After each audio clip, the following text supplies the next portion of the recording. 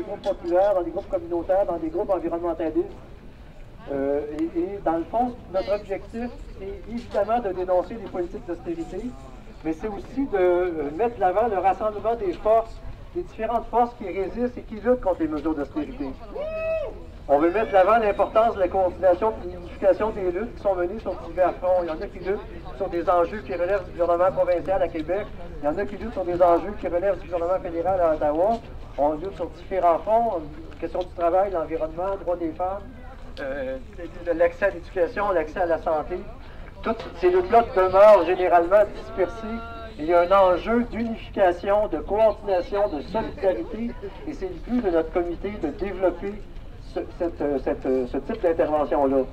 On parle de lutte contre l'austérité, mais de quoi il s'agit? Essentiellement, on parle de politiques qui sont mises de l'avant dans tous les grands pays capitalistes en ce moment, en particulier dans le contexte de la crise qui sévit depuis la crise financière de 2008-2009. Des politiques qui visent au fond à rejeter le fardeau de cette crise-là sur la majorité de la population, sur la population laborieuse, sur les travailleurs et les travailleuses. Des politiques qui visent à orienter, dans le fond, toutes les politiques publiques dans le sens essentiellement de favoriser à tout prix la relance des profits des compagnies, des capitalistes. C'est quoi les politiques d'austérité actuellement? C'est des coupures dans l'assurance chômage, dans l'aide sociale. C'est des politiques d'exploitation, je dirais même de surexploitation des ressources et de la main-d'œuvre, au mépris des communautés de base et de l'environnement. C'est la tarification des services publics, la privatisation de certains services publics, voire la destruction de certains services publics. C'est des attaques aux droits du travail, c'est des attaques aux droits syndicaux, des attaques aux droits économiques et sociaux, la restriction des droits à l'immigration, l'utilisation accrue des personnes migrantes comme source de cheap labor et de surprofit pour les capitalistes, des attaques aux droits des femmes, des attaques en particulier contre les droits des femmes qui participent d'une même logique, d'une même volonté, en fait, de rendre un groupe, une catégorie importante, évidemment, la moitié de la population, encore en situation de vulnérabilité et de précarité encore plus grande pour les besoins des capitalistes. Et c'est des attaques aussi, dans le fond, à tout ce qui ne contribue pas directement au profit immédiat des grandes entreprises. Ces politiques-là entraînent une résistance. Ces résistances-là, on les voit apparaître dans nos milieux, dans nos quartiers, dans nos communautés, dans nos lieux de travail, dans nos écoles. On les voit aussi, ces résistances-là, poindre un peu partout, pas juste ici au Québec ou au Canada, mais dans les autres pays qui sont frappés également par les mêmes politiques d'austérité. Alors, comme ces politiques-là entraînent une forte résistance, c'est de la nature même des politiques d'austérité aussi de venir avec une accentuation de la répression, et voire même dans certains cas d'une montée d'une certaine fascisation de l'État, comme on le voit dans certains pays en Europe actuellement. Aujourd'hui, elle est organisée en appui à la campagne que l'Association pour une solidarité syndicale étudiante a lancée il y a quelques mois contre les mesures d'austérité, campagne qui va donner lieu dans quelques jours, quelques semaines également, à une autre manifestation le 3 avril. À ce soir, ce qu'on va faire essentiellement, c'est une manif de quartier.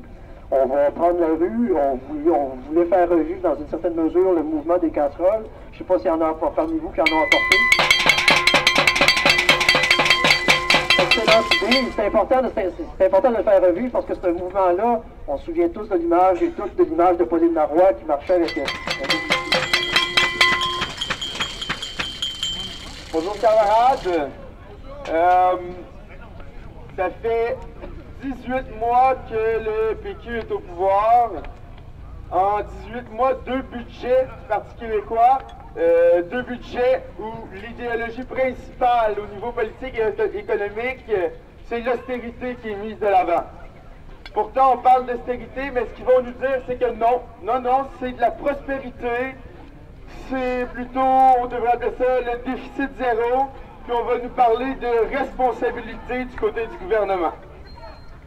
C'est rien d'autre, en fait, qu'une farce, en fait, une mauvaise farce, parce que dans les faits, on demande aux gens de payer davantage pour des services publics qui ne font qu'augmenter.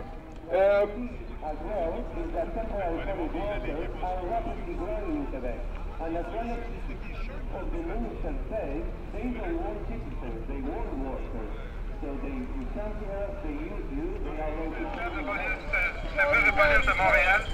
Je suis le responsable du service d'ordre et de la sécurité de la manifestation. Je demande ici votre attention. En raison de respect de la sécurité et de l'ordre public. Un budget d'austérité, c'est un vol organisé. Un budget d'austérité, c'est un vol organisé.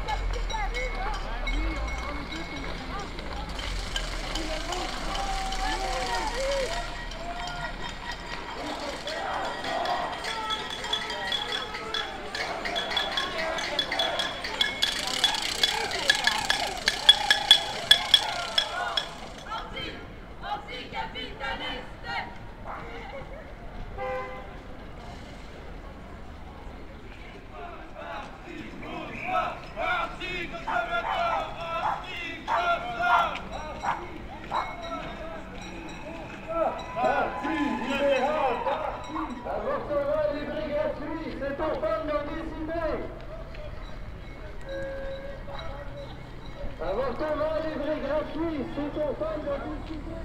Il y a la privatisation, encore la privatisation, mais les tendances à la privatisation des services publics et les tendances à la privatisation des services postaux en particulier. Depuis plusieurs années, il y a des contrôles postaux publics qui sont ouverts, alors que les bureaux de poste ferment. Et là, on vient d'annoncer, comme vous le savez, des changements importants à l'utilisation du bureau de Poste Canada.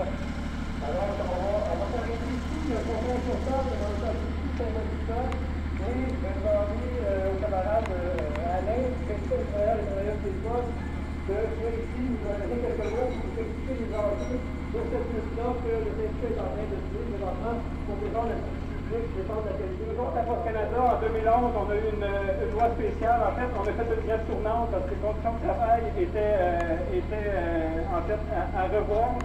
Et malheureusement, plus ça va, plus c'est pareil. Ce qu'ils ont fait, c'est qu'ils ont voté une loi spéciale pour nous retourner au travail. Il y a encore des impacts qui se voient maintenant. On a des travailleurs et travailleuses qui travaillent jusqu'aux petites heures dans la soirée, avec des lampes frontales sur le front, qui travaillent des heures, qui n'ont pas de bon sens, qui ne voient plus leur famille, plus leurs amis. C'est une condition dramatique et ça découle directement du gouvernement conservateur. Touchez pas à Poste Canada. Touchez pas à Poste Canada. Service postal public, pas pour faire du prix.